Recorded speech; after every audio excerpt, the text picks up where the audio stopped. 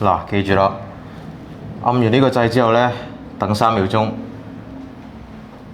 唉，又唔記得咗按邊個掣，年紀大咗真係。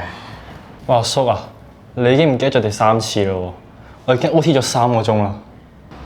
咁我都唔想噶嘛。其實係咪驚我食咗之後你唔去做咧？點會呢？我為咗你哋公司着想啫嘛，學多一件嘢，咪當識多一件嘢咯。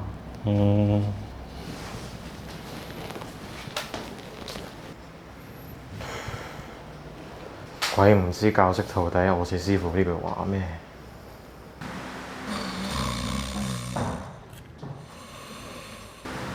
既然佢成日都失憶嘅話，咁不如我訂翻一份正確使用電梯手冊啦。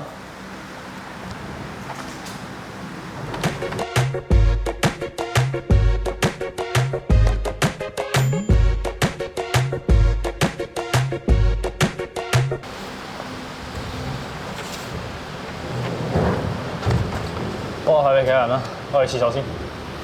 咦？份嘢幾正啊！連開門、閂門都有教喎。請過嚟睇下。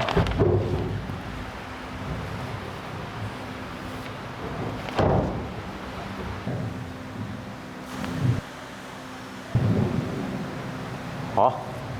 依家啲細路仔唔係淨係識打機啫咩？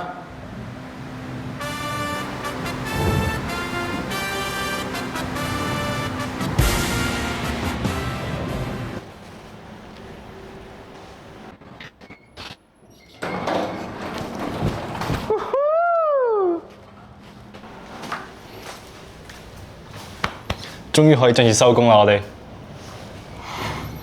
係啊，係啊，但係唔知點解，我覺得有種感覺，咩啊？感覺自己就嚟要執笠啦。恭喜破關成功！恭喜破關成功 ！You did it! You can get out now! 原來佢唔係想取代我，係我諗得太衰啦。邊個識開冷氣啊？我識。